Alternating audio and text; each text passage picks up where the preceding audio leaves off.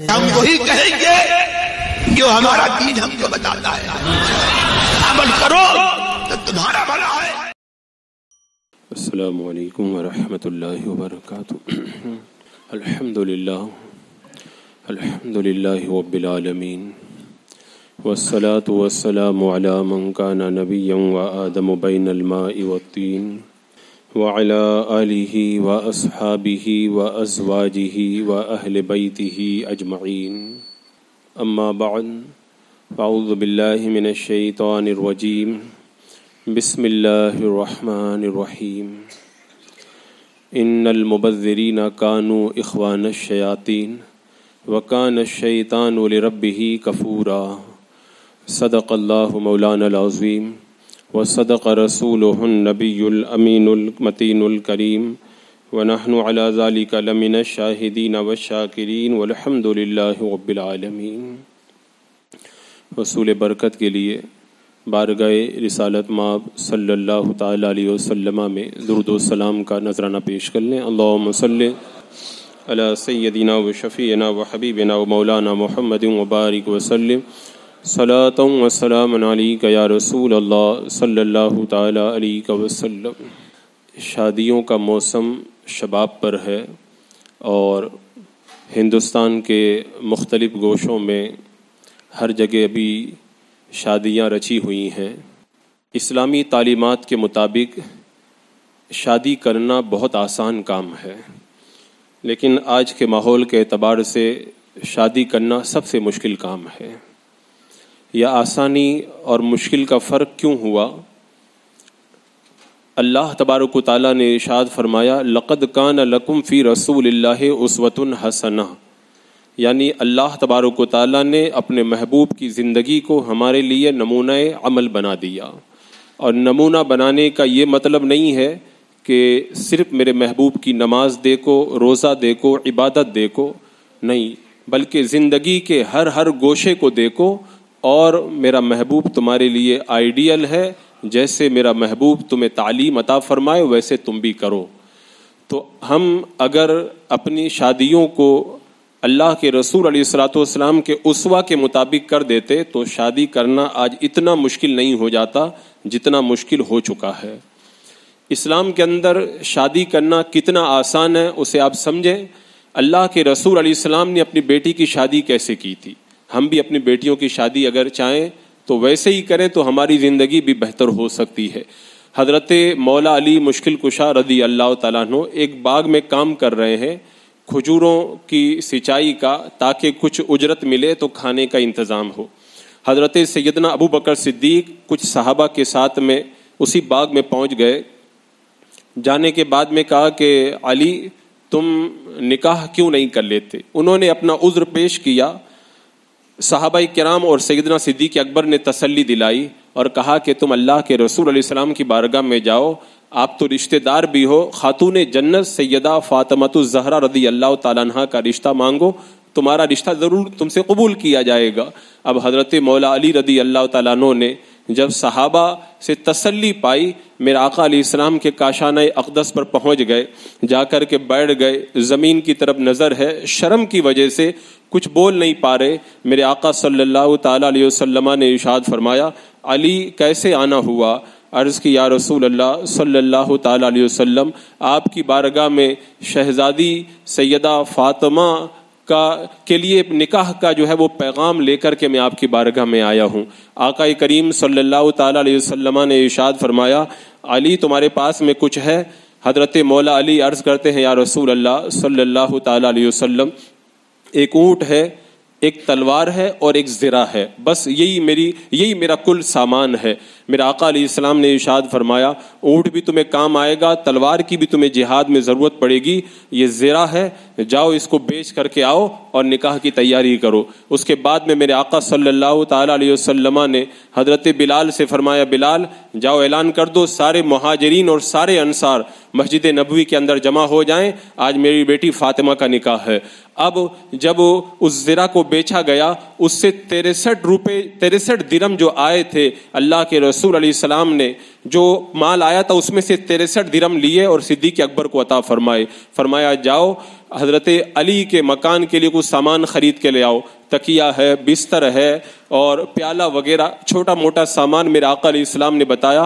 حضرت سیدنا صدیق اکبر خریدنے کے لیے چلے گئے، مسجد میں صحابہ جمع ہو گئے، آقا کریم صلی اللہ تعالی علیہ وسلم نے نکاح پڑھوایا، اور اس کے بعد میں جو کھانا ہوا بڑا مختصر سا کھانا تھا، اس کھانے کے اندر کھجور، پنیر اور گھی سب کو ملا کر کے اس کا ملیدہ بنایا گیا، اس کا حلوہ بنایا گیا، سب کو کھلا دیا گیا، اور خاتون جنت سیدہ فاطمہ الزہرا رضی اللہ تعالیٰ عنہا کو رخصت کر دیا گیا۔ مجھے بتاؤ اوپر سے لے کے نیچے تک یہ جو اسوہ رسول کے اندر بیٹی کا نکاح پایا جا رہا ہے، اس میں کون سا مشکل کام ہے؟ اتنا ہی تو اس میں ہے کہ جب تمہارا لڑکا یا تمہاری لڑکی بالغ ہو جائے، نکاح کے لائق ہو جائے، تو دیندار، اچھے اخلاق والا، تندرست، جو کمانے کی جو ہے وہ استطاعت رکھتا ہو، ایسا بچہ تلاش کرو، اور اس کے بعد میں جو ہے وہ مسجد کے اندر نکاح کرو، معمولی مہر مقرر کر دو، اور اس کے بعد میں اپنی حیثیت کے مطابق جو بھی آپ کو اپنی بیٹی کو دینا ہے وہ دے کر کے رخصت کر دو۔ یہ ہے کل اسلام کے اندر نکاح، اس کے اندر کوئی چیز مشکل نہیں ہے۔ لیکن آج ہمارا نکاح آپ دیکھیں اتنا مشکل ہو گیا، اتنا مشکل ہو گیا ہے، اللہ اکبر کبیرہ۔ اب سوال یہ ہے، اسلام میں نکاح آسان ہے، ہم مسلمان ہیں، اسلامی تعلیمات پہ چلنے والے، تو ہمارا نکاح مشکل کیوں ہوا؟ تو یہ نکاح جو ہمارا مشکل ہوا ہے، ہماری رسموں کی وجہ سے مشکل ہوا ہے۔ یہ رسمیں کیا ہیں؟ کچھ ایسی رسمیں ہیں جو ہندوؤں کے ساتھ میں رہنے کی وجہ سے ہم نے ہندوؤں سے لے لی، کچھ وہ رسمیں ہیں جو ہم نے فلموں میں دیکھ کر، ٹی ویوں میں دیکھ کر کے مغربی تہذیب سے لے لی، کچھ وہ رسمیں ہیں جو اپنی جہالت کی وجہ سے ہم نے خود اپنے طور پر اپنا لی، اور کچھ وہ رسمیں ہیں کہتے ہمارے باپ دادا یہی کرتے آئے ہیں، ہم وہی کریں گے، صحیح ہو یا غلط اس سے ہمیں کوئی مطلب نہیں ہے، اور کچھ وہ رسمیں ہیں جس میں اپنی مونچھوں کا سوال لیتا ہے، اپنی ناک کا سوال لیتا ہے، نمائش کرنا مقصد رہتا ہے، اور اپنے پیسوں کا غرور دکھانا مقصد رہتا ہے۔ ان ساری رسموں نے مل کر کے شادی خانہ آبادی کو شادی خانہ بربادی بنا کر کے رکھ دیا ہے۔ حضرات مکرم، آج ہمارا نکاح جو مشکل ہو رہا ہے وہ مشکل کیوں ہو رہا ہے؟ آپ دیکھیں ان رسموں کا نتیجہ کیا ہے۔ اللہ اکبر، ان رسموں کی وجہ سے ہم دیکھ رہے ہیں غریب تو غریب آدمی ہے، مالدار بھی جو ہے وہ کنگال ہو جاتا ہے۔ ان رسموں کی وجہ سے ہم نے دیکھا غریبوں کی بچیاں اپنے باپ کی دہلیز پر بوڑھی ہو جاتی ہیں۔ ان رسموں کی وجہ سے ہم نے دیکھا ہے دو خاندانوں کا جو مضبوط رشتہ ہونا چاہیے تھا، ان رسموں نے ان رشتوں کو اتنا کمزور کر دیا کہ مائکے اور سسرال والوں کے اندر بھی ایک رشاکسی جو ہے وہ شروع ہو جاتی ہے۔ ان رسموں کا نتیجہ یہ ہے ہماری جاگیریں گروی رکھ دی جاتی ہیں، ہمارا سونا جو ہے وہ سناروں کے یہاں گروی چلا جاتا ہے، سودی رقم لے کر کے زندگی بھر ہم سود کا قرض ادا کرتے کرتے بوڑھے ہو جاتے ہیں، ہم اپنا قرض نہیں ادا کر پاتے ہیں۔ اور ان رسموں کا نتیجہ یہ ہے، 2-4 بیٹے تھے، ایک کی شادی دھوم دھام سے کر دی، اب پیسہ بچا نہیں، اب بعد میں جو باقی اولاد ہے ان کے ساتھ میں بڑا مسئلہ کھڑا ہو جاتا ہے۔ میں ان رسموں کی خرابیاں کتنی بتاؤں؟ اصل میں جب علماء کرام بات کرتے ہیں مسلمانوں کی حالت کی تو جا کر کے ایک ہی بات پر جا کر کے تان ٹوٹ جاتی ہے۔ وہ ایک بوڑھا آدمی تھا، وہ جب گیا حکیم کے پاس میں اور کہا کہ حکیم صاحب جو ہے وہ میری آنکھوں کی نظر کمزور ہو گئی ہے، کا بڑھاپے کی وجہ سے، کا میری کمر میں درد رہتا ہے، کا بڑھاپے کی وجہ سے، کا چلتا ہوں تو سانس بھی پھولتا ہے، کا بڑھاپے کی وجہ سے، کا دماغ بھی بڑا کمزور ہو گیا ہے، کا بڑھاپے کی وجہ سے۔ اب اس بوڑھے کو غصہ آیا، کہا تم نے ساری زندگی حکیمی کے اندر بڑھاپے کے علاوہ کچھ نہیں پڑھا ہے۔ حکیم صاحب نے تسلی سے کہا کہ آپ جو ہے وہ صبر سے کام لیں، آپ کو جو یہ بلا وجہ غصہ آ رہا ہے یہ بھی بڑھاپے کی وجہ سے آ رہا ہے، یعنی ساری بیماریوں کی جڑ آپ کا بڑھاپا ہے۔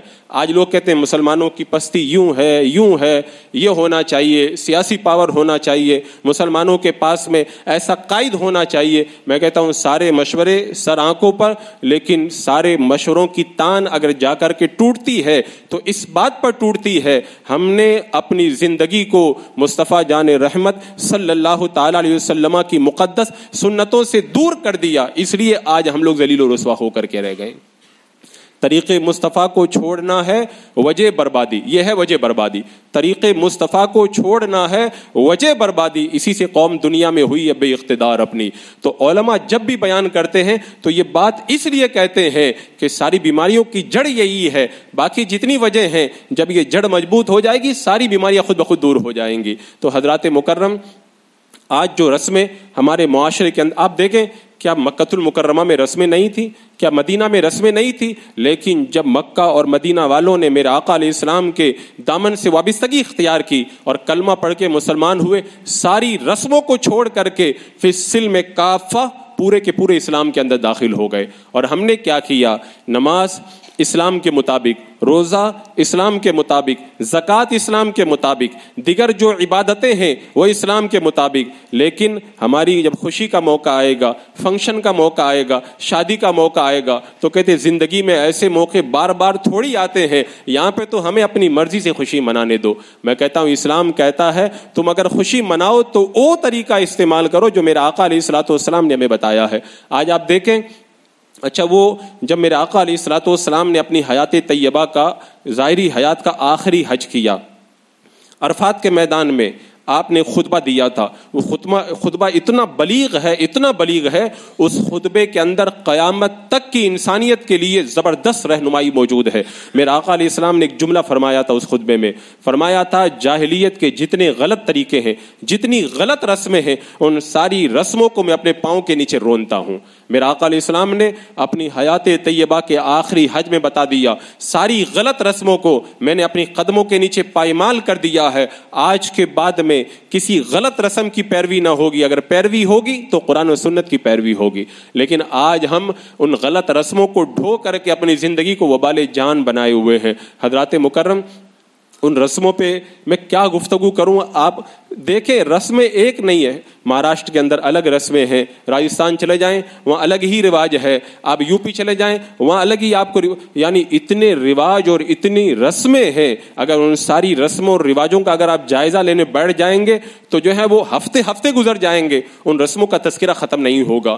کچھ ایسی رسمیں آپ کو ملیں گی جو شادی سے پہلے ہوتی ہیں، کچھ وہ رسمیں ہیں جو شادی کے وقت ہوتی ہیں، اور کچھ وہ رسمیں ہیں جو شادی کے بعد میں ہوتی ہے، اور ان رسموں کے اندر یا تو شریعت کی مخالفت ہے یا بہت ساری برائیاں اس کے اندر موجود ہے۔ اور ان ساری رسموں کو اگر جمع کر دیا جائے، یا تو ان کے اندر فضول خرچی ہوگی یا بے حیائی ہوگی، یہ دو بڑی برائیاں ان کے اندر آپ کو ضرور نظر آئے گی۔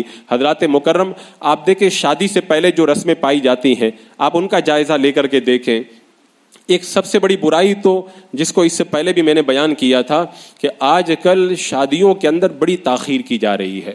پہلے کا دور الگ تھا کہ بچہ 20 سال کے بعد میں جا کے ہوشیار ہوتا تھا، آج کل 10 سال کا بچہ ہوشیار ہو جاتا ہے، اور جب بالغ ہونے کے بعد میں وہ اپنی عمر کے کچھ حصے طے کرتا ہے تو نیٹ کے ذریعے، فیس بک، سوشل میڈیا کے ذریعے اس کی زندگی ایسے راستے پر پڑ جاتی ہے جہاں اندھیرا ہی اندھیرا اس کی نگاہوں کے سامنے ہوتا ہے۔ حضرات مکرم، آج جو رشتوں کے اندر تاخیر کی جا رہی ہے، شادی کا ایک مقصد ہوتا ہے، جب ہم رشتوں کے اندر تاخیر کریں گے وہ شادی کا مقصد جو ہے وہ ختم ہو کر کے رہ جاتا ہے۔ آپ دیکھیں میرا آقا علیہ السلام نے کیا ارشاد فرمایا، فرمایا اے نوجوانوں، اگر تم میں نکاح کرنے کی استطاعت اور طاقت ہو تو نکاح کرو، اس لیے کہ وہ نگاہوں کو جھکانے والا ہے اور تمہاری شرمگاہوں کی حفاظت کرنے والا ہے۔ آج بیماریاں ہزاروں کی تعداد میں ہمارے نوجوانوں کے جسموں میں گھر کر جاتی ہیں اور بڑھاپے سے پہلے ہی وہ بوڑھے ہو جاتے ہیں۔ اس کی ایک بڑی وجہ یہ ہے کہ ہم نے ان کی شادیوں کے اندر تاخیر کی۔ اب یہ بھی ایک الگ عنوان اور ٹاپک ہے، شادی میں تاخیر کیوں ہوتی ہے؟ بہت ساری وجوہات ہیں۔ کچھ لوگ کہتے ہیں ہمارا بچہ پڑھ رہا ہے، میں کہتا ہوں کیا پڑھائی اور شادی کا آپس میں کیا ٹکراؤ ہے؟ کیا بچہ پڑھ بھی لے اور شادی بھی کر لے تو اس کے اندر کیا حرج ہے؟ ہم خود جانتے ہیں جب ہم دارالعلوم میں پڑھ رہے تھے ہمارے کتنے ایسے ساتھی تھے جن کی شادیاں بھی ہو گئی تھی، ان کے بچے بھی ہو گئے تھے اور بہترین عالم بن کر کے قوم کے سامنے وہ آئے۔ تو اگر کوئی شخص شادی کر کے بہترین علامہ اور مفتی بن سکتا ہے تو شادی کے بعد میں سی اے کیوں نہیں بن سکتا ہے، ڈاکٹر کیوں نہیں بن سکتا ہے، وکیل کیوں نہیں بن سکتا ہے؟ ہم نے تعلیم کا بہانہ بنایا اور یہ نہیں دیکھا بچہ پڑھ لے گا لیکن اس کی زندگی جو تباہ ہو جائے گی اس کا ذمہ دار کون ہوگا؟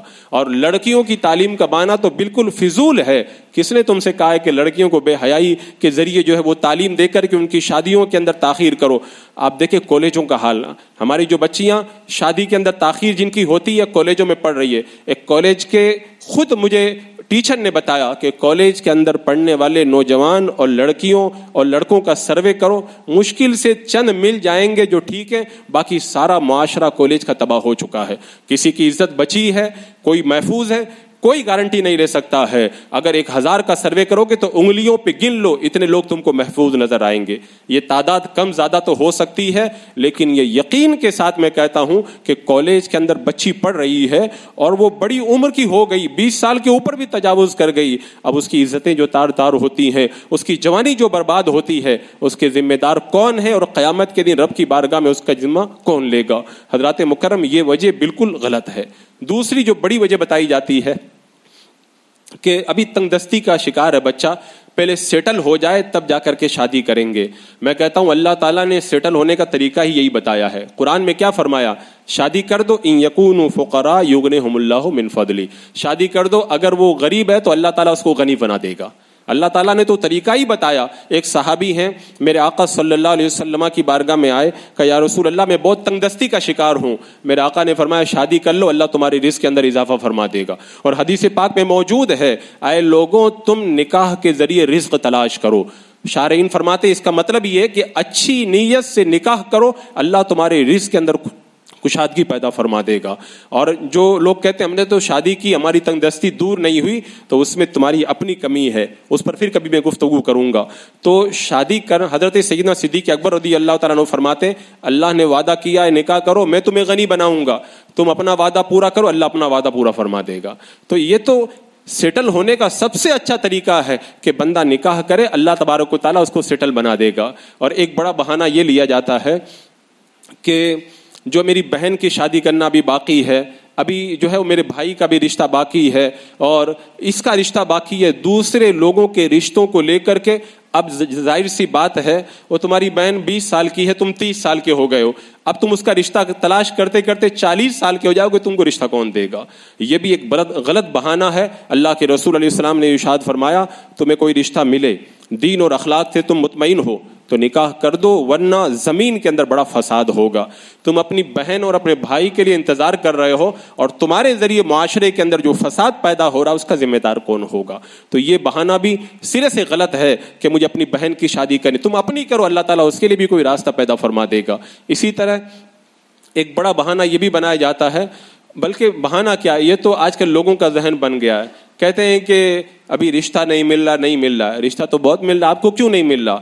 اس لیے نہیں مل رہا ہے کہ آپ جو رشتہ تلاش کر رہے ہیں وہ رشتہ آپ کو زمین پہ نہیں ملے گا، آسمان پہ ڈھونڈنے کے لیے جانا پڑے گا. آپ کی جو مانگ ہے، آپ کی جو ڈیمانڈ ہے، آپ جو چاہتے ہیں، ایسے رشتے جو ہیں وہ زمین کے اندر سڑکوں پہ نہیں ملا کرتے.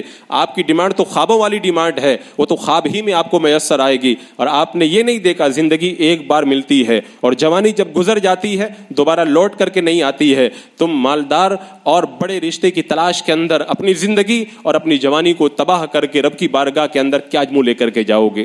حضرات مکرم، یہ ایک بہت بڑا المیہ ہے ہماری سوسائٹی اور معاشرے کا کہ رشتوں کے اندر تاخیر ہو رہی ہے، اور رشتوں کے اندر تاخیر کی وجہ سے معاشرے کے اندر بہت ساری برائیاں پنپ رہی ہیں. میں نے اس سے پہلے بھی کہا تھا جوانی ایک بہتے ہوئے سیلاب کی طرح ہے. سیلاب جب آتا ہے تو اس کو راستہ دینا پڑتا ہے، اگر راستہ نہ دو تو پانی اپنا راستہ خود بناتا ہے. جوانی کی امنگیں کچھ چاہتی ہیں، اگر تم نے ان امنگوں کو جائز راستہ نہیں دیا، اگر تم نے راستہ بنا کے نہ دیا تو وہ اپنا راستہ جب خود بنائیں گی وہ امنگیں، تو سیلاب جب اپنا راستہ خود بناتا ہے پوری آبادی کو بہا کے لے جاتا ہے. آج ہماری معاشرے کے اندر ہمارے نوجوانوں کی جوانیاں، ہماری جو ہے وہ عورتوں کی جوانیاں جو تباہ ہو رہی ہیں، یہ اسی سیلاب کا نتیجہ ہے. وہ سیلاب راستہ مانگ رہا تھا، آپ نے رشتوں میں تاخیر کی، اسے اس کو راستہ نہ دیا، انہوں نے اپنا راستہ خود بنا لیا ہے. اب تمہارے پاس میں افسوس کرنے کے سوا اور کوئی موقع باقی نہیں رہ گیا ہے. اور بھی بہت ساری وجوہات اس کی بیان کی جا سکتی ہے، میں نے مختصر طور پر یہ بتایا. اس کے علاوہ شادی سے پہلے جو رسمیں ہماری نگاہوں کے سامنے آتی ہیں ان میں سے ایک بڑی رسم یہ ہے منگنی کی رسم. اسلام کے اندر منگنی کی رسم کا کوئی تصور نہیں. ہاں یہ ہے آپ رشتہ کر دیں، لیکن منگنی کی رسم جس انداز کے اندر کی جاتی ہے، آج کل تو ہال بک کیا جاتا ہے، کئی طرح کے اسٹارٹر رہیں گے، کئی طرح کے کھانے و پکوان رہیں گے، جوڑے دیے جائیں گے، مٹھائیاں دی جائیں گی. یعنی شادی میں جتنا خرچ نہیں ہونا چاہیے اس سے زیادہ خرچ منگنی کی رسم کے اندر ہوتا. اللہ تعالیٰ ارشاد فرماتا ہے وَلَا تُبَذِّرْ تَبْذِيرًا، فضول خرچی مت کرو، ان المبذرین کانوا اخوان الشیاطین، بے شک فضول خرچی کرنے والے شیطانوں کے بھائی ہیں. شیطانوں کے بھائی ہیں وہ. تو بتاؤ جو شیطان کا بھائی بن کر کے اپنی دولت کو فضول کاموں کے اندر اڑائے گا وہ روئے گا نہیں تو اور کیا کرے گا. حضرات مکرم، منگنی کی رسمیں کیا ہے؟ یا تو بس رشتہ طے ہو گیا، زیادہ اگر آپ کچھ کرنا چاہتے ہیں 2 آدمی ادھر سے آ جائیں، 2 آپ کی طرف سے چلے جائیں اور رشتہ طے کر دیں. اب اگر آ گئے تو مہمان کوئی گھر پہ آتا ہے تو کھانا کوئی بھی کھلا دیتا ہے، تو آپ کھانا کھلا دے 2 لوگوں کو. لیکن 50 آدمی آئیں گے، 100 آدمی آئیں گے، ہال بک ہوگا، یہ فضول خرچیاں جب تک ہم بند نہیں کریں گے اس وقت تک ہمارے معاشرے کے اندر خوشحالی نہیں ہوگی. اور تعجب تو یہ ہوتا ہے منگنی ہو گئی، اب اس کے بعد میں تاریخ رکھنے کی بھی ایک الگ سے محفل ہونے لگی ہے.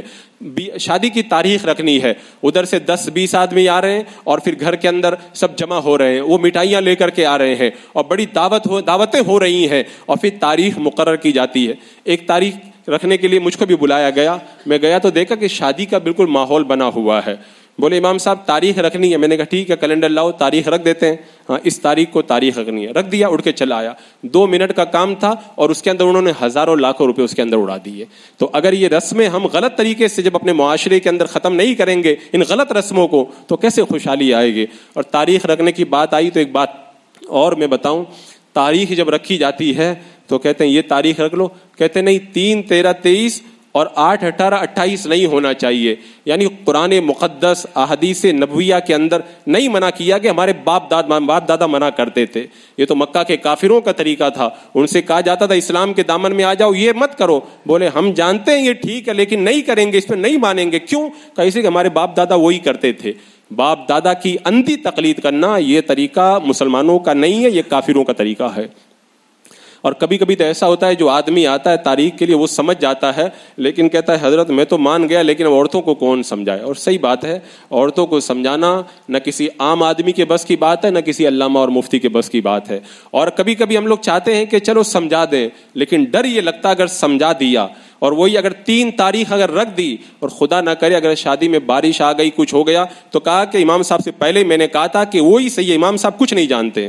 یعنی جو ہونا تھا وہ تو ہو کر کے رہے گا، تاریخ تم جو بھی رکھو. لیکن یہ ہمارے معاشرے کا بہت بڑا المیہ ہے، غلط رسموں کو آج ہم نبھا رہے ہیں، کل ہماری آنے والی اولادیں ان کو نبھائیں گی. اور اس کے علاوہ جو ہے وہ اور بھی بہت ساری جب کیلنڈر اٹھاتے ہیں یہ تاریخ رکھ دی، کہتے اس کے اندر قمر در عقرب ہے. اس نادان سے پوچھو قمر کا معنی کیا ہے اس کو نہیں معلوم، در کا معنی کیا ہے وہ بھی نہیں معلوم، عقرب کس کو کہتے ہیں یہ بھی نہیں معلوم. بس قمر در عقرب لکھ رہا ہے، شادی اس کے اندر نہیں ہوگی. یہ جہالت نہیں ہے تو اور کیا ہے. اسی لیے ابھی جو چند سالوں سے ہمارے یہاں سے جو کیلنڈر چھپ رہا ہے میں نے سختی سے منع کر دیا ہے کہ ہمارے کیلنڈر کے اندر قمر در عقرب نہیں رہے گا، سارے قمر در عقرب ہٹا دیے جائیں. یہ قمر در عقرب تو ان نجومیوں کے ڈھکوسلے ہیں اور ان ڈھکوسلوں کو لے کر کے ہماری قوم جو ہے وہ گمراہیت کا شکار ہو رہی ہے. تو اس حوالے سے بہت ساری جو ہے وہ تلخ باتیں ہیں، کن کن کا تذکرہ کیا جائے. اور حضرات مکرم شادی کی پہلے والی رسموں میں سے اچھا یہ ایک بڑی برائی ہمارے اندر یہ بھی ہے، کبھی کبھی لڑکا کیا کرتا ہے کسی وہابی دیوبندی سے جو ہے وہ محبت کر لیتا ہے اور سب کچھ طے ہو جاتا ہے، نکاح کے وقت یا پہلے آئیں گے کہ وہ اس کا نکاح پڑھا دیں، اس کو توبہ کرا دے، کلمہ پڑھا کر کے مسلمان بنا دے اور اس کے بعد میں اس کا نکاح پڑھا دے. ہم کہتے ہیں شریعت کا ضابطہ یہ ہے اگر کوئی بدعقیدہ اپنے کفریہ عقائد سے توبہ کرتا ہے تو اتنے زمانے تک اس کو دیکھا جائے گا کہ وہ صحیح طور پر سنیت کے اوپر قائم ہوا ہے کہ نہیں ہوا ہے. اس کے بعد میں جو ہے اس کا نکاح کیا جائے گا. کہتے نہیں حضرت پڑھا دیجئے. اچھا بتا دو تو مانیں گے نہیں، اس لیے کہ شریعت کے تقاضوں پر عمل کرنا ان کے مزاج میں ہوتا ہی نہیں ہے. میں ایک سیدھی سی بات کہتا ہوں، اگر کوئی چور آئے میرے پاس میں اور آ کر کے کہے کہ میں آج سے چوری سے توبہ کرتا ہوں، اس کے بعد میں سیٹ صاحب سے کہوں گا اس کو لے جائیے، ابھی چوری سے توبہ کر لیا ہے، اپنی تجوری کی چابی اب اس کے پاس میں رکھ دیجئے، یا آپ کے خزانے کی حفاظت کرے گا. وہ یہی کہے گا کہ امام صاحب کیسی باتیں کرتے ہیں، ابھی توبہ کیا، اس کا کیا بھروسہ یہ میرا مال اڑا کر کے لے کے چلا جائے. دنیا جس کے بارے میں رب نے فرمایا، جس کے بارے میں فرمایا گیا خدا کی بارگاہ میں مچھر کے پر کے برابر بھی اس کی حیثیت نہیں ہے، اس کی چابی تو تم ابھی توبہ کرنے والے چور کو دینے کے لیے تیار نہیں ہو. اور ایمان اتنی بڑی دولت جس کو اللہ نے پسند فرمایا، اس کی چابی ایک بد مذہب کے ہاتھ کے اندر ابھی توبہ کیا اور ابھی دینے کے لیے آپ تیار ہو جاتے ہیں. اس کا مطلب یہ ہوا دین کی قدر ہماری نظروں میں نہیں ہے، دنیا ہماری نظروں کے اندر بڑی مرغوب ہے. حضرات مکرم آپ دیکھیں یہ سبیغ نامی ایک گمراہ ہے، وہ جب اس نے گمراہیت کی باتیں کی حضرت عمر فاروق رضی اللہ تعالیٰ عنہ کی بارگاہ میں اس کو لایا گیا. حضرت عمر نے پہلے ہی سے چھڑیاں منگا کر کے رکھ لی، اس کے سر پہ چھڑیاں مارنا شروع کیا، چہرہ خون سے لال ہو گیا، کہا اس کو لے جاؤ۔ تھوڑے دن کے بعد میں پھر بلایا، پھر مارا، خون سے لال ہو گیا۔ وہ کہنے لگا کہ حضرت معاف کر دیجئے، میرے دماغ میں جو شیطان تھا وہ نکل گیا، یعنی گمراہیت سے میں توبہ کرتا ہوں۔ حضرت عمر فاروق رضی اللہ تعالیٰ عنہ نے کیا فرمایا؟ ابو موسیٰ اشعری سے فرمایا، وہاں کے حاکم سے، اس کو لوگوں سے دور رکھنا، لوگوں سے کہہ دو اس سے کوئی شادی بیاہ نہ کرے، اس کی عیادت نہ کرے، اس کے جنازے میں نہ جائے، کوئی سے تعلق نہ رکھے جب تک کہ اس کی توبہ جو ہے وہ سچی نہ ہو جائے۔ اب وہ اپنے علاقے میں گیا، وہ کسی جگہ 100 آدمی بیٹھے ہوئے ہیں، وہ صبح چلا جاتا تھا، 100 آدمی سب بکھر جاتے تھے کہ ابھی یہ توبہ کیا، اس کا پکا بھروسہ نہیں ہے، سارے لوگ ادھر ادھر ہو جاتے تھے، اس کے پاس میں بیٹھنا جائز نہیں ہے۔ حضرت عمر کی بارگاہ میں کوئی آ کر کے توبہ کرے، مار کھا کر کے کہے میں توبہ کر لیا، حضرت عمر کہتے ہیں اس سے دور رہو۔ پھر جب پورے طور پر اس نے توبہ کر لی، کہا کہ میں سچا مسلمان بن گیا ہوں، حضرت عمر نے کہا اب اس کے ساتھ میں تم بیٹھ سکتے ہو۔ تو حضرت عمر تو اتنے مہینے تک انتظار کرائیں، اور آپ اتنے بڑے مفتی صاحب ہیں گے، آپ کہتے ہیں نہیں حضرت ابھی اس کو توبہ کرائیں اور ابھی اس کا نکاح آپ پڑھا دیں، اور نہ پڑھاؤ تو پھر ناراض بھی ہوتے ہیں۔ ایک صاحب تھے، وہ ان کے والد صاحب کے بارے میں پتہ نہیں تھا کہ سنی ہے کہ نہیں ہے، میں نے جنازہ پڑھانے سے انکار کر دیا، وہ ساری زندگی منہ پھلائے جو ہے مجھ سے گھومتے رہے۔ میں کہتا ہوں میں تم کو راضی کروں کہ اپنے رب کو راضی کروں، مجھے اللہ اس کے رسول کو راضی کرنا ہے۔ حضرات مکرم، یہ بھی شادی سے پہلے ہونے والی ایک برائیوں میں سے ایک بڑی برائی ہے۔ اسی طرح شادی سے پہلے جو برائیاں ہیں ان میں ایک بڑی برائی جو میری نظر میں ہے، مہنگے مہنگے شادی کے کارڈ چھپوانا۔ میں پہلے تو 50 روپے بھی مہنگا سمجھتا تھا، آج کل میں دیکھ رہا ہوں 200 روپے کے لوگ کارڈ بنوا رہے ہیں۔ مجھے بتاؤ، کارڈ آپ چاہے 20 روپے کا بنائیں یا 200 روپے کا، کیا کوئی ایسا بندہ آپ کو ملے گا جس کو آپ نے کارڈ دیا اور آپ کا کارڈ وہ تجوری کے اندر سنبھال کر کے رکھے؟ سارے کارڈ جو ہیں وہ کچرے کے ڈبے کے اندر جاتے ہیں۔ آپ اپنی محنت کی کمائی کو کچرے میں ڈبے میں ڈالنے کے لیے لوگوں کو دیتے ہیں۔ آپ معمولی پیسوں سے بھی کارڈ چھپا کے اس کو دعوت دے سکتے ہیں، اور اگر آپ چاہتے ہیں ہماری مالداری کا چرچا ہو، لوگ جو ہے وہ ہماری سٹائی کو خوب اچھے طریقے سے جان جائیں، تو اور بھی اچھے طریقے ہیں اس کے۔ آپ کو اگر کرنا ہے تو یہ کریں کہ اچھا کوئی جو ہے وہ پن صورتہ چھپوا لیں، وظیفے کی کتاب چھپوا لیں، اور اس کے ساتھ میں پیچھے کارڈ چھپوا دیں، وہ پیش کریں۔ اب وہ جب تک بندہ زندہ رہے گا، جو بھی موقع آئے گا دعائیں پڑھتا رہے گا، اس کے اندر سے وظیفے پڑھتا رہے گا، رمضان کے اندر اس کے اندر سے تلاوت کرتا رہے گا، تو آپ کا جو پیسہ تھا وہ محفوظ بھی ہو گیا، بلکہ کئی گنا آپ کو اللہ تعالیٰ نے اجر و ثواب بھی عطا فرما دیا۔ تو یہ ناجائز طریقے سے اپنی دولت کو اڑانا یہ شیطان کا بھائی بننے کے مترادف ہے۔ اور شادیوں کے اندر ایک جو بڑی برائی میں دیکھنے کو ملی کہ آج کل شادی کے جو جوڑے خریدے جاتے ہیں، آج کل عورتوں کے لیے لہنگے چلے ہوئے ہیں، وہ کوئی 50,000 کا ہے، کوئی 1 لاکھ کا ہے، بلکہ 2-2 لاکھ تک کے آتے ہیں، اور وہ شادی کے دن عورت ایک بار پہن لیتی ہے، زندگی میں دوبارہ اس کو پہننے کا موقع نہیں ملتا۔ اس میں اتنا وزن ہوتا ہے کہ کوئی عام آدمی اس کو پہن کر کے آرام سے چل بھی نہیں سکتا۔ اس لیے جب دلہن کو لے کر کے جاتے ہیں تو اس کی سہیلیاں اس کو تھام کر کے لے کر کے جاتی ہیں۔ میں کہتا ہوں کس کی خواہش نہیں ہوتی شادی کے دن میری بچی اچھا کپڑا پہنے، خوبصورت کپڑا پہنے، آپ تھوڑا قیمتی کپڑا بھی اس کو پہنائیں، لیکن کپڑا ایسا تو ہونا چاہیے جو اس کے کام آئے، جس کو وہ پہن سکے۔ آپ نے اس کو 1 لاکھ روپے کا ایسا کپڑا پہنایا جو صرف چند گھنٹے اس کے کام آئے گا، پھر زندگی میں دوبارہ اس کے کبھی کام نہیں آئے گا۔ یہ مال کو ضائع نہیں کرنا ہے تو اور کیا کرنا ہے؟ اور میں کہتا ہوں آپ کی خوشی سے اور آپ کے آرام سے کسی مسلمان کو کوئی تکلیف نہیں ہے۔ ہمیں تکلیف اس بات سے ہے آپ اپنی خوشیوں کا اظہار اس طرح سے کر رہے ہیں کہ غریبوں کے دلوں کے اوپر چھریاں چل رہی ہے، غریبوں کی بچیاں دیکھ کر کے اپنا دل مسوچ کر کے رہ جاتی ہیں۔ کیوں اپنی مالداری کو تماشا بناتے ہو؟ کیوں اپنی سٹائی کو جو ہے وہ لوگوں کے سامنے نام و نمود کا ذریعہ بناتے؟ اللہ نے مال دیا ہے تو مال خرچ کرنے کا طریقہ بھی رب نے خود عطا فرمایا ہے۔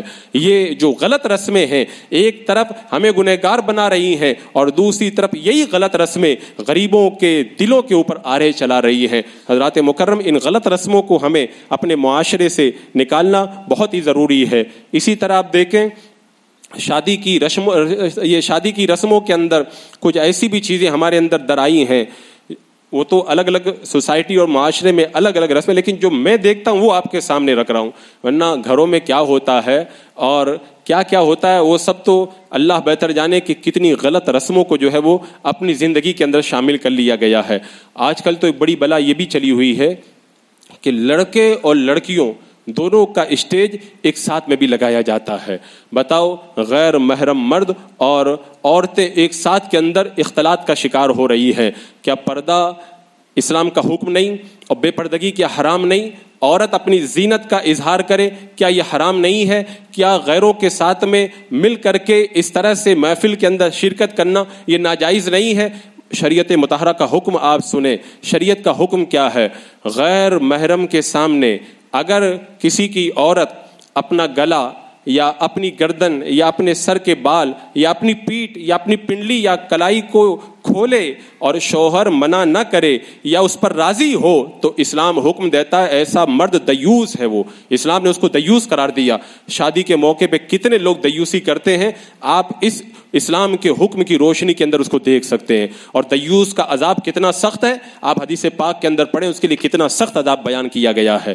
آج ہمارے اندر کتنے ایسے لوگ ہیں عام دنوں کے اندر تو اپنی بیٹیوں کا خیال رکھتے ہیں، لیکن شادی کے موقع پر وہ دیوسی پہ اتر آتے ہیں، یعنی ان کی بہن اور بیٹی اپنی کلائی یا اپنی پنڈلی یا اپنا گلا وغیرہ کھولے ہوئے شادی کے اندر مردوں کے ساتھ گھوم رہی ہے، مشترکہ اسٹیج لگا ہوا ہے، یا تو اس سے راضی ہے اور راضی نہیں ہے تو پھر منع نہیں کر رہا ہے۔ دونوں صورتوں کے اندر اسلام کہتا ہے ایسا مرد دیوس ہے اور سخت گنہگار اور بڑا فاسق ہے اور وہ عذاب الہی کے اندر گرفتار ہے۔ تو حضرات مکرم، اسلام نے تو حکم دیا کہ عورت کو پردے میں رکھا جائے، تو یہ نہیں کہا تھا کہ اسلام نے کہ ساری زندگی عورت کو پردے میں رکھو، لیکن جب شادی کا موقع آئے تو اس کو لے جا کر کے اس کو جو ہے محفل کا چراغ بنا کر کے رکھ دو۔ اسلام اس بات کا حکم نہیں دیتا ہے۔ اور حضرات مکرم، یہ تو میں نے خالی ایک چھوٹی سی بات بتائی ہے، اس کے بعد کی بات تو بڑی سنگین ہے۔